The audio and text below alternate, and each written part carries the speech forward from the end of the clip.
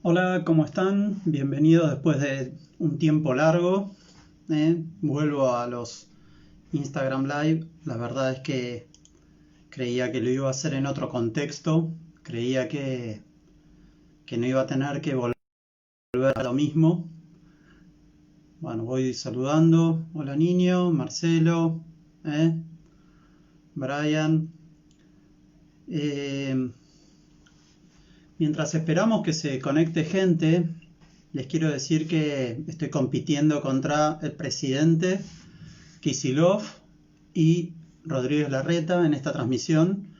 Espero que por lo menos lo mío sea un poco más... Hola Facu, Jerónimo. Lo mío sea bastante más agradable.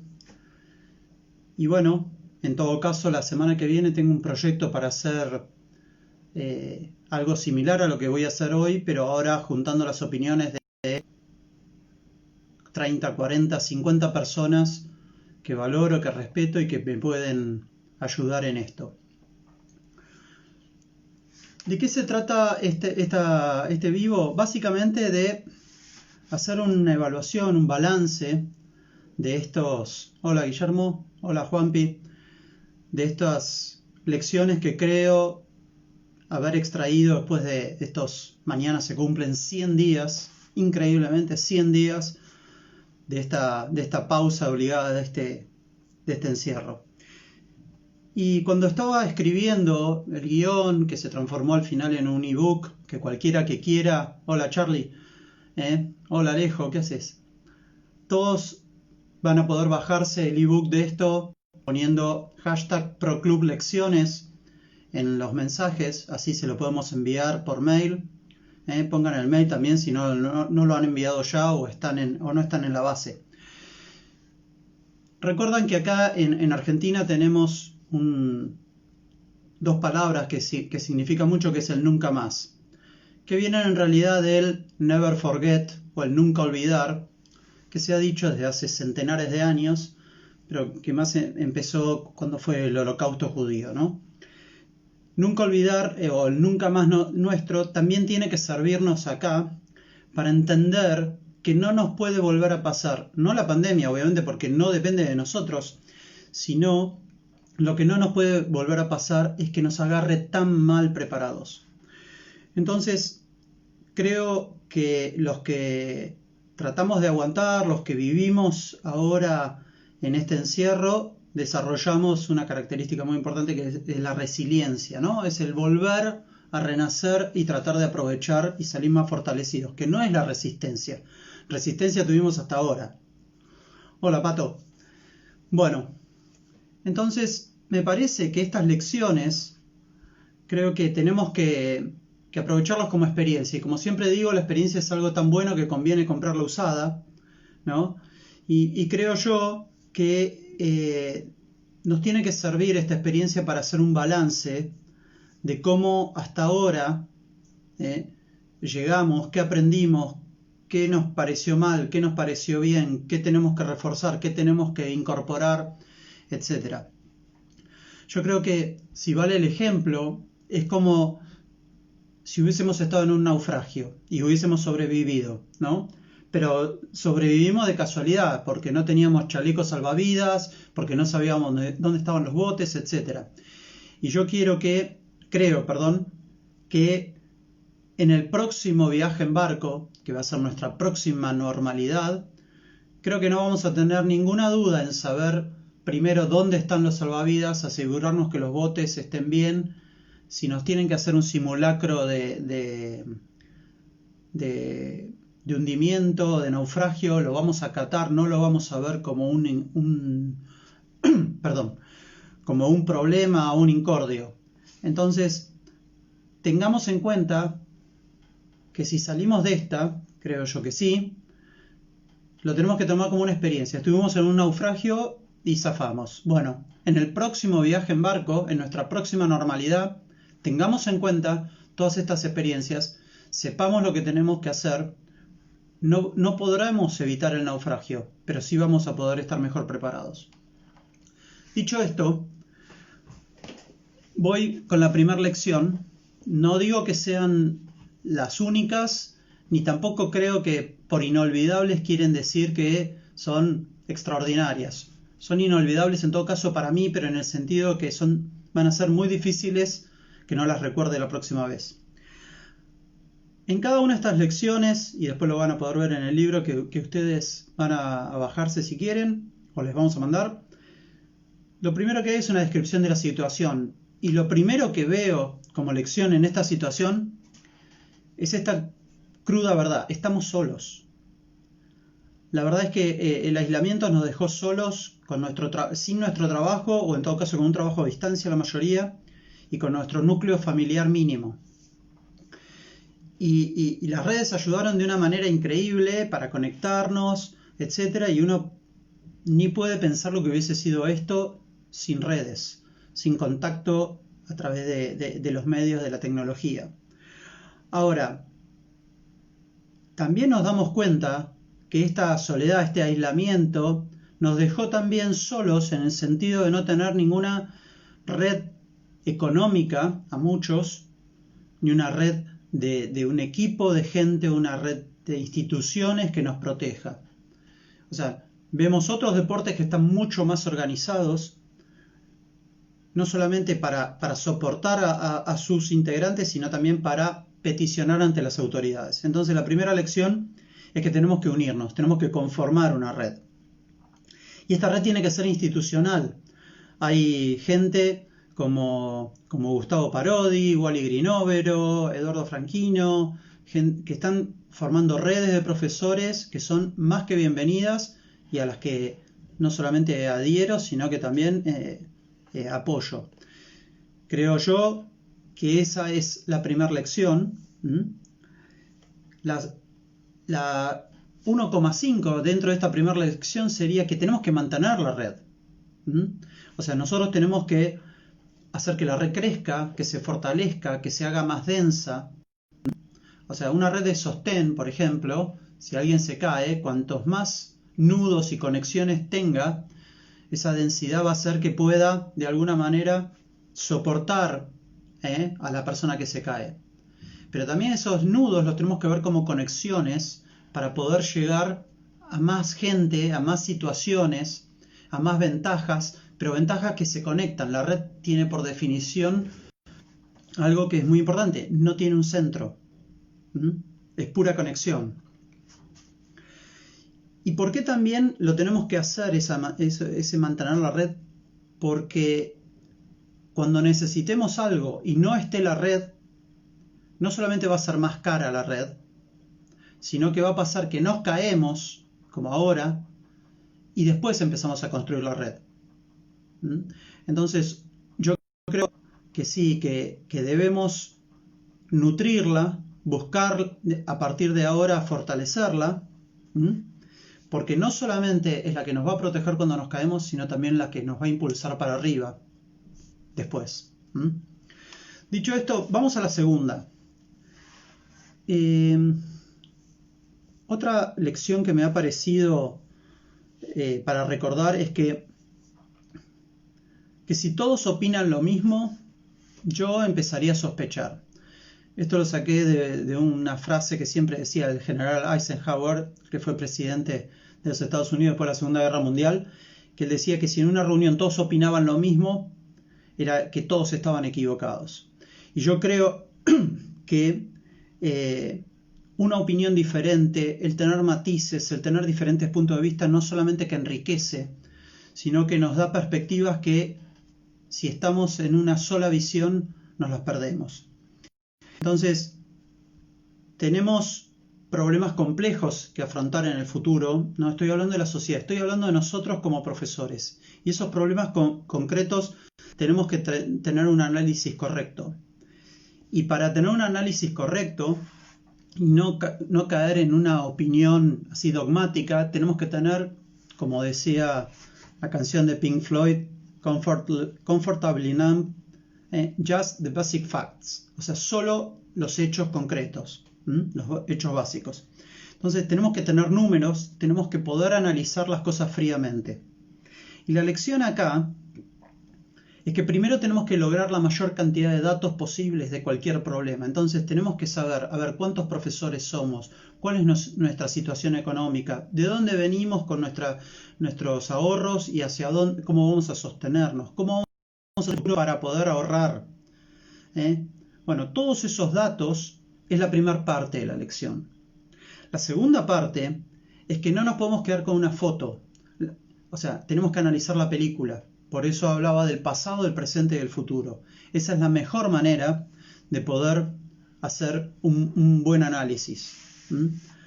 Todo eso a la vez nos tenemos que dar cuenta que si lo hubiésemos tenido guardado, si los hubiésemos tenido registrados a todos esos datos, si lo hubiésemos conservado bien, nos hubiese permitido no solamente tener esa rigurosidad y ese hábito, sino que nos hubiese permitido mejor toma de decisiones a futuro.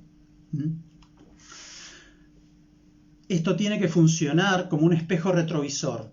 El espejo retrovisor en el auto nos ayuda a manejar para adelante. Eso es la clave de lo que yo creo que aprendí. La tercera lección es que no tiene sentido discutir sobre lo obvio, ¿no? Yo en estos meses he discutido con mucha gente, he intercambiado opiniones con muchísima gente, etcétera, pero hay cosas que no solamente me cansan, sino me agotan intelectualmente, sobre todo cuando alguien dice, por ejemplo, hay que enseñar mejor. Y claro, es como decir que no tiene que haber hambre en el mundo, no hay ninguna contra a ese dicho. Ahora bien, es natural que tengamos que incrementar la calidad de la enseñanza o tengamos que lograr que nuestros alumnos jueguen mejor, etc. Ese es el qué. El problema es en el cómo donde diferimos. Y ahí es donde nosotros creo que tenemos que tratar de buscar un matiz y una lección que no sea solo lo obvio. Y entonces, ahí lo que yo aprendí y lo quiero compartir con ustedes es primero que el cómo se logra justamente comparando, viendo resultados, para ver de cómo trabajamos nuestro cómo. O sea, cómo lograron resultados otros, cómo logramos resultados nosotros, esa es la comparación que es válida. ¿Qué costos tuvo una cosa, qué costos tuvo la otra? Y yo lo que creo, y las críticas que muchas veces hago a los profesores, tanto de tenis, de pádel, en Argentina, en España y en cualquier lugar del mundo, es que muchas veces somos loros parlanchines, que repetimos cosas de gurúes, de magos, de hechiceros que dijeron alguna vez sin cuestionarlas, totalmente de manera crítica. Hay que jugar de esta manera. La pregunta es ¿por qué? O sea, no quiere decir que el por qué implique que esté mal. Denme el fundamento técnico. A eso es lo que yo voy. Hay mucho repetidor de frases vacías que no puede explicar el por qué. Y a eso lo detesto. Yo creo que tenemos que tener una postura crítica, constructiva, en el sentido de si me explicas el por qué haces esas cosas o cómo las haces y las entiendo, las incorporo y yo te explico mi cómo. Entonces, creo que la lección es, tenemos que combatir la pereza intelectual de enseñar cosas sin analizarlas, reemplazarla por una crítica constructiva a lo que parece una verdad revelada, y también eso nos obliga a explicitar nuestro cómo, porque insisto en lo que digo muchas veces, en el dejar un legado, el poner en la escala de conocimientos nuestro aporte, nuestro granito de arena. Yo creo que la lección es que tenemos que ser más críticos como actitud de vida profesional, para tratar de generar más conocimiento y volviendo al punto anterior, al tema de la red. La cuarta lección es que el cambio es progresivo, tanto para lo peor, lo que se llama el dolor soportable, como para adelante, para mejorar. Pero las grandes crisis aceleran los cambios, ¿no? Alguno debe conocer la fábula esa de la rana que se mete adentro de una olla que se está calentando agua, y como el agua va calentándose progresivamente, la rana no se da cuenta que se va se va cocinando hasta que al final el agua hierve y la rana nunca saltó de la olla. ¿Y qué pasó? La rana murió porque se acostumbró. Y siempre decía el economista Paul Samuelson que no hay peor dolor que el dolor soportable. Él decía que si las moscas nos molestaran como los leones, hace rato que la humanidad hubiese terminado con las moscas. Pero claro, la mosca la haces así con la mano y se va, entonces lo soportás. Creo que en el caso nuestro, los argentinos en general, pero los profesores en particular, es que no nos damos cuenta el deterioro progresivo que ha tenido nuestra profesión en las últimas décadas. Así como no vemos cómo envejece alguien con el que convivimos, pero sí lo percibimos cuando después de verlo, no dejarlo de ver un tiempo, encontramos que está más canoso, más gordo, tiene menos pelo, problemas de movilidad, está encorvado, etc. Y lo mismo pasa con nuestra profesión. No nos damos cuenta lo que ha perdido la profesión en cuanto a posición social, en conocimiento, en formación, económicamente, el poder de compra, etc. Entonces, lo que tenemos que hacer es combatir esa mediocridad en todos los rubros, desde la formación hasta el nivel de juego, hasta la previsión económica, etc. Yo creo que acá lo que tenemos que hacer, la lección es, tenemos que rebelarnos contra la mediocridad. Hay que ponerle un freno. Y como esta pandemia fue un parate obligado, ¿no?, que nos obligó a mirar alrededor y ver, es como que te parás y te mirás en el espejo o mirás tu casa y decís, che, esa mancha de humedad que siempre pasaba por alto, bueno, vamos a atacar eso. Y creo que así como un gran cambio, por ejemplo, uno que es fumador, de repente tiene un paro cardíaco y zafa y deja de fumar porque estuvo muy cerca de morir, creo que este cambio nos tiene que hacer, este parate nos tiene que hacer cambiar. Tiene que ser un giro definitivo. Porque este lento declinar, esta lenta pendiente hacia el fracaso, ya saben dónde termina. Ya saben dónde es el fin. Y creo que esa es la lección. Nos tenemos que revelar. Quinta, la presencia y el contacto personal, creo yo que nos hemos dado cuenta todos, son fundamentales, pero la tecnología también es fundamental. O sea, esta cuarentena nos ha privado de poder abrazar a nuestros padres en el Día del Padre, nos ha privado de juntarnos con nuestros amigos y tener ese contacto físico. En parte se ve compensado con la tecnología, las llamadas son gratuitas a cualquier lugar del mundo, podemos verlos, podemos de alguna manera compensar eso. Pero la verdad que también nos dimos cuenta que la tecnología que nos ayudaba a eso, hacía falta tener cierto conocimiento, estar alfabetizado digitalmente. Entonces, creo yo que para el primer aspecto, en el aspecto de los afectos, lo primero que nos tenemos que dar cuenta es que no tenemos que esperar a que nos aíslen 3 meses para visitar regularmente a nuestros afectos.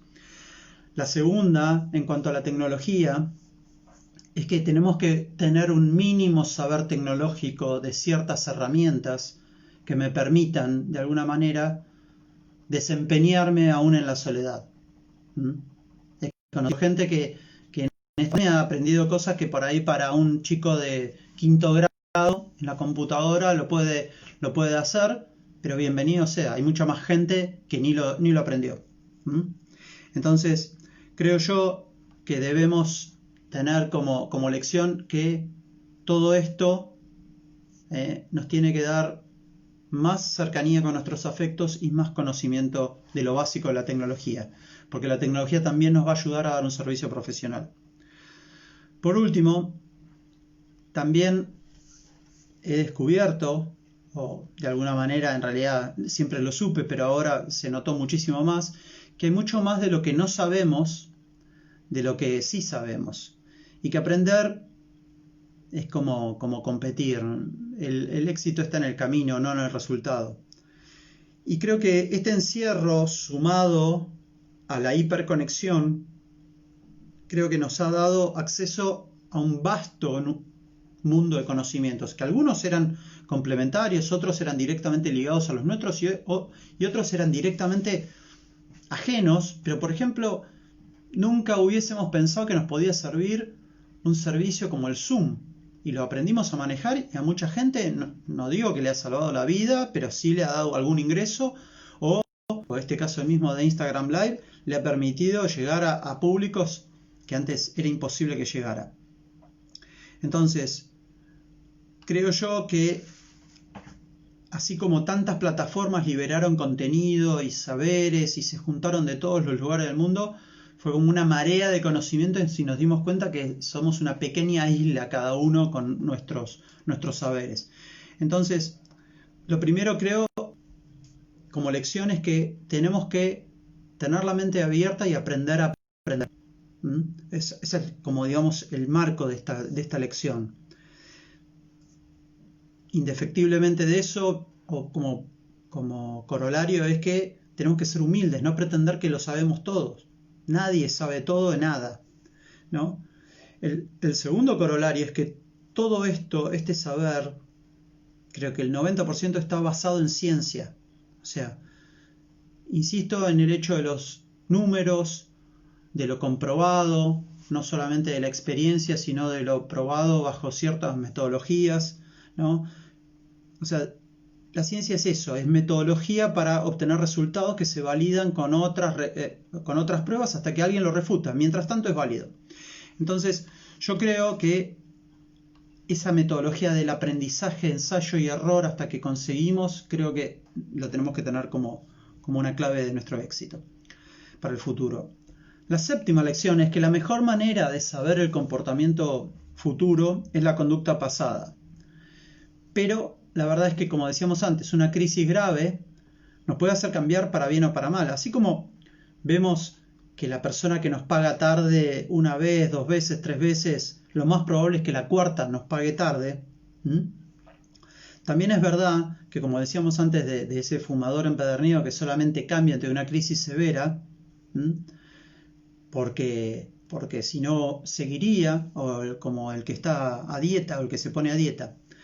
Entonces, vemos que esta pandemia ha sido un frenazo, un golpe, una crisis grave. Entonces acá lo tenemos que ver para bien o para mal. Así como puede ser para mal el tipo que se empobrece y sale a robar, o puede ser para bien la persona que dice, aprovecho este encierro y me pongo a estudiar, me pongo a escribir, me pongo a formarme, me pongo a conectarme con otros, aprendo cosas. Entonces la lección para mí es clara. No esperemos a que haya otra pandemia para capacitarnos, para tener una red de profesores, para estar en contacto con nuestros familiares, para seguir mejorando, para buscar clientes o atenderlos, entenderlos y escucharlos. Creo que nos tiene que quedar este aprendizaje forzado como una rutina para después, ¿no? Entonces, en la medida que esto lo tomamos como eje central de nuestras acciones en el futuro, vamos a mejorar la salud de todos. A ver, Gustavo, la crisis como oportunidad, ¿no? Claro, exactamente. Está trillado ese tema, pero esta crisis, algunos lo puede hundir y otros lo puede mejorar un montón. Yo creo que, evidentemente, esto es como lo de la radio, le hablo a los que me están oyendo, no hay otros. Los que me están escuchando supongo que participan de lo que digo, con algunos matices, pero hay millones que no me escuchan, entonces no sé. Entonces, creo que a esto lo voy a complementar con 3 lecciones más, que creo que para mí van a ser inolvidables. Que la octava es que todo es cuestión de incentivos en la vida. Y los incentivos existen, nos guste o no nos guste, y son positivos o negativos. O sea, tenemos por un lado la zanahoria, el incentivo positivo, el premio, la recompensa, y por el otro lado el palo, el incentivo negativo, la multa, etc. A ver, claramente la pandemia no fue una zanahoria, fue un palo y te diría un palazo. Pero, así como a mí me ponen un incentivo negativo cuando paso un semáforo en rojo, una multa, y a partir de eso corrijo mi conducta, creo que lo que tenemos que sacar en limpio es que este gran incentivo negativo nos tiene que hacer obligar a muchos a hacer un gran cambio. Entonces, creo yo también que por definición uno reacciona más al incentivo negativo que el incentivo positivo. Está comprobado que a la gente le duele más perder 1.000 pesos que obtener 1.000 pesos. Entonces, yo creo que lo que tenemos que sacar acá como conclusión es que no tenemos que esperar a que venga otra pandemia que nos golpee así, que nos hunda, no solamente porque probablemente si a la mitad de la gente esta pandemia la hunde o la tira a la pobreza, otra más igual los va a atacar a todos. Entonces, yo creo que esa es la enseñanza central. Tenemos que aprender a no esperar la multa para no pasar en el semáforo en rojo. Este periodo es una circunstancia. Lo que nosotros podemos hacer con esto es lo que va a marcar la diferencia. Bueno, es Ortega y Gasset puro, ¿no? O sea, el hombre y su circunstancia. Cómo acciona es su libertad de acción. Bueno, yo creo que si sorteamos bien el estímulo negativo, vamos a quedar mucho mejor preparados y vamos a preparar el terreno, mejor dicho, para que aprovechar los estímulos positivos.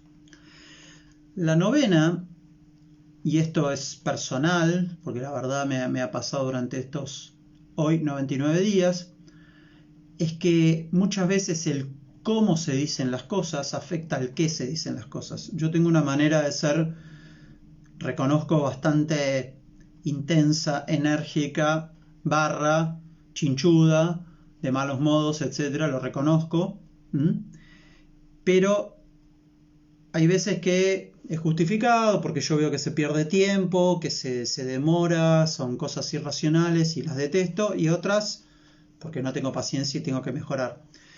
Pero lo que veo es que o por lo menos lo que yo aprendí, quería compartir con ustedes, es que el cómo se dicen las cosas influye mucho en el qué. ¿Por qué? Porque si yo las digo de mala manera, el cómo, el qué, nunca es escuchado, nunca es percibido. Entonces, si yo mejoro mi cómo, lo digo más pausado, más tranquilo, etc., el otro recibe el qué. Por otro lado, el escuchar más al otro, pero no el escuchar en el sentido de habla vos que después hablo yo, como si fuera un turno, pero en realidad vos estás hablando y yo no estoy pensando en lo que vos estás hablando, sino en lo que yo voy a decir, como si fuera un partido de tenis, sino en escuchar al otro y tratar de entender lo que dice el otro y ponerme en los pies del otro, o en los zapatos del otro, mejor dicho. Y de esa manera, tratando de entender su tratando de entender su qué, sin importarme tanto el cómo, pero yo bajando los decibeles, podemos los dos ir mejorando, y si él entiende lo que yo quiero decir, le voy a levantar la vara, y vamos a poder tener una comunicación de más alto nivel o más comprensiva de los dos lados, ¿no? El tema no es lo que nos ocurre, sino lo que hacemos con lo que nos ocurre. Sí, exacto, Luis. Bueno, como digo, todo esto, pero en realidad lo tenemos que hacer no tanto con una visión tan de ventaja. No, yo lo hago así para que el otro, me entienda y yo consiga lo que yo quiero, sino porque hay que hacerlo porque está bien, como decía Borges. No tenemos que hacer el bien porque conviene, tenemos que hacerlo porque está bien hacer el bien, punto. Hasta ahí. Entonces, después vamos a definir si el resultado sirve o no. La 10ª lección, y yo creo que acá lo comparto con ustedes porque ustedes me lo han demostrado, muchos de ustedes, es que hay gente que sabe mucho, muchísimo. Yo cuento que cuando trabajaba en Head en marketing, descubrí que cuando contratábamos profesores que fueran imagen de la marca, que nos ayudaran a vender y qué sé yo, había como 3 niveles de personas. Personas que eran pura marca, pura imagen, qué sé yo, el capitán de la Davis o un jugador que con la raqueta mostrando, ya con eso conseguíamos que vendiera. ¿Mm? Y la verdad, eh, no pretendía que él estuviera ofreciendo la raqueta o mostrando las ventajas o tratando de vender. Después tenía, en el otro extremo, tenía personas que no las conocía nadie, perdidas en un pueblo en el interior, etcétera, pero que ahí no solamente eran los mejores, sino que aparte eran muy hábiles vendiendo, o sea, tenían una facilidad para la venta nata. ¿Mm? Y había un tercer estadio que tenían cierto prestigio, eran conocidos y a la vez tenían habilidades de venta. Entonces, yo creo que lo que he descubierto en esta pandemia es que, trasladando lo que dice, digamos, lo que se ve en la venta, al saber, me ha pasado que esperaba encontrarme con gente que sabía mucho y no era tanto lo que sabía, o si rascabas un poco dudaban o había inseguridades. Después me pasó en el otro extremo gente que no la conocía a nadie, me pasó con una profesora y se lo dije, que no se animaba a expresarse y no paraba de tener buenas ideas. Y en el medio me pasó encontrar gente que era relativamente conocida, que yo la conocía, pero que cuando vos de alguna manera la entrevistabas o buscabas el intercambio, te asombraba lo que sabían. Y yo creo que hay que animar a la gente, y ya lo he dicho en otras charlas, etcétera, que los medios nos permiten eso, a que se exprese, a que ordene sus ideas, porque hay gente que sabe mucho, pero adentro de la cabeza parece que tiene un lavarropas. Entonces gira y no sabes cuál es la idea que quiere, pero tiene un montón de ideas. Lo que le hace falta es que tengan un orden.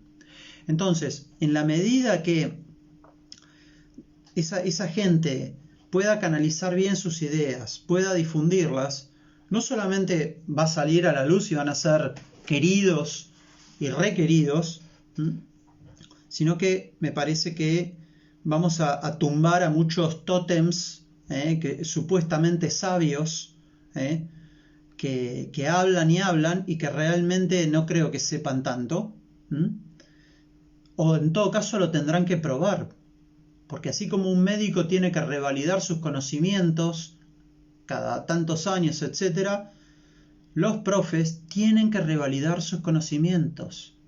Hay gente que tiene cursos hechos, por ejemplo, de profesor hace 30 años. Ya un curso hecho hace 5 años probablemente esté desactualizado. Entonces, lo que buscamos es, como yo les digo, cuestionar, criticar, ser de alguna manera iconoclastas, tratar de tumbar a todos esos que están allá arriba, pero como obligándolos a ser mejor.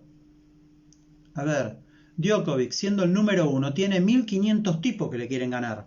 Y él tiene que ser el mejor de los 1500 tipos. Entonces, de alguna manera, nosotros tenemos que buscar ser los número 1, porque obligamos al que está arriba, a los que están arriba, las que están arriba, a ser mejores.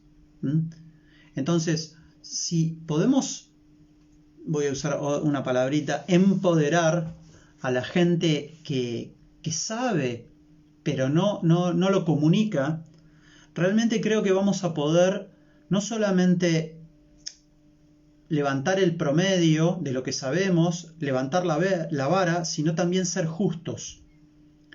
He visto gente hacer una entrevista y que no tenía idea de la biografía del entrevistado. Ok.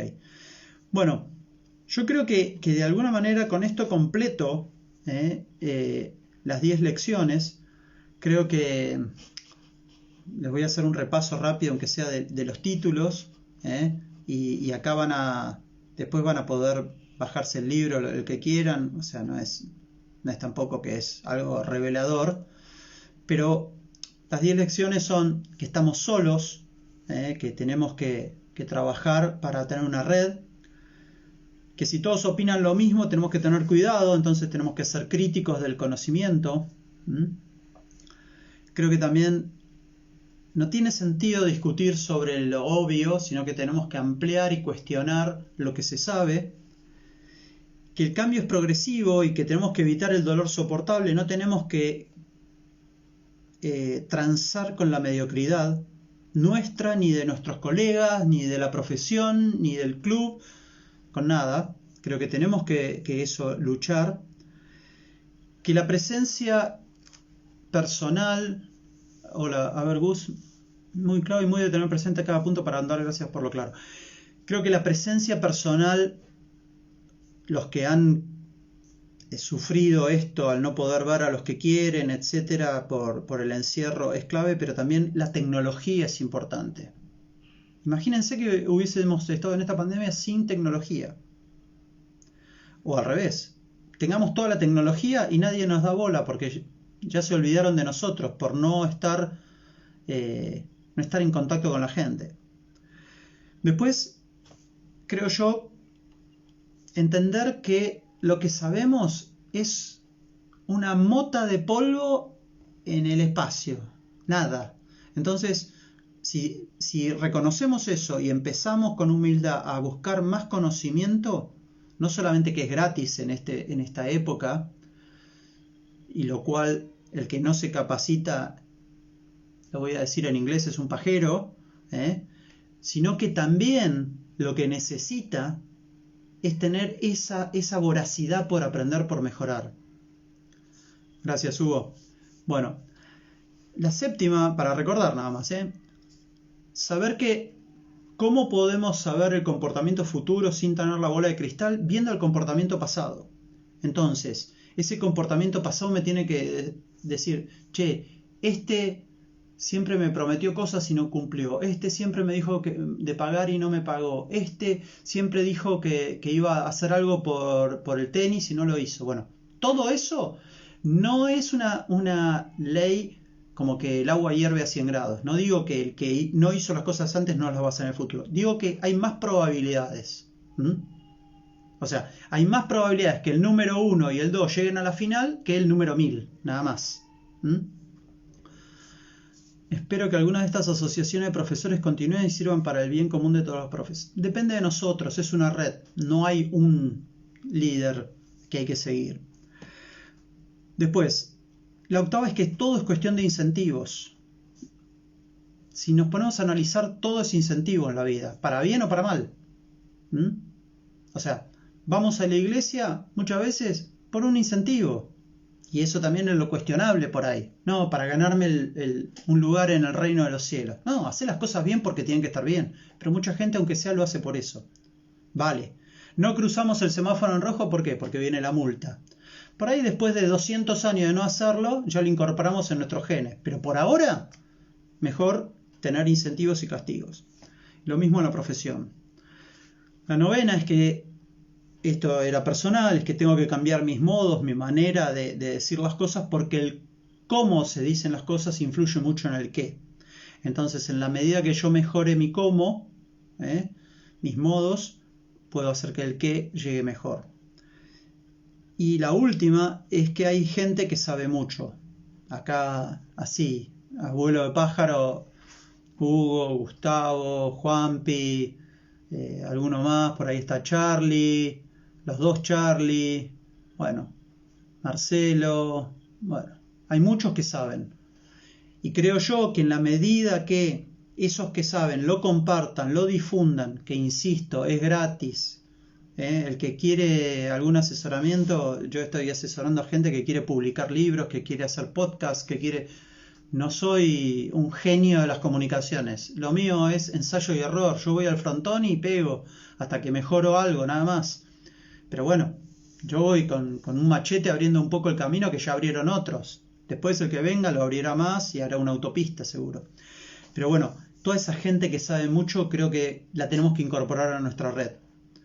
Porque nos va a levantar la vara de una manera increíble. Y yo creo que si la podemos, como dicen por ahí, Fede, si la podemos mantener la asociación y el vínculo, etcétera, yo por mi lado estoy listo para aportar. Me he cansado de de todos estos años he tratado de dar notas o escribir, más que nada, no es que soy una estrella, sino de escribir notas al que me ha pedido o colaborar con el profe que quiera, porque me parece que eso ayuda para todos. Y esta pandemia, bueno, solamente lo potenció. Sí, el podcast está muy bueno. Yo tengo ya 4 o 5 publicados. Voy a seguir porque me da un poco de vergüenza estar mirando, que me miren, digamos, mi cara. No soy solamente un rostro bonito.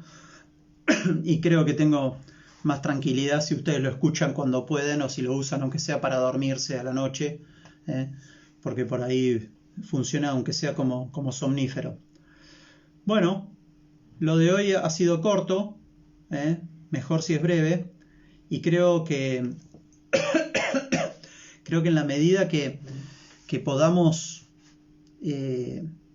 hacer otro, y ahora lo iba a dejar para después, pero se los voy a decir ahora, le voy a pedir a 50 profesores, 50, tomar ese trabajo, de que me digan sus 5 lecciones que aprendieron en esta pandemia. Así que prepárense, algunos de los que están por acá, que les voy a molestar con eso. Y las voy a tratar de condensar también en 10, porque seguro que 5 por 50 me da 250. Debe haber 100 que están calcadas. Ahí están, Emilio, Tota, bueno, Diego también los voy a llamar. Así que prepárense, porque así como, bueno, ahí ya que está Diego, así como Diego hizo un gran libro de ejercicios, yo voy a hacer un gran libro de quejas, o sea, o de lecciones o de cosas a no hacer la próxima pandemia o cosas a prepararse, a salvavidas que hay que tener para el próximo naufragio.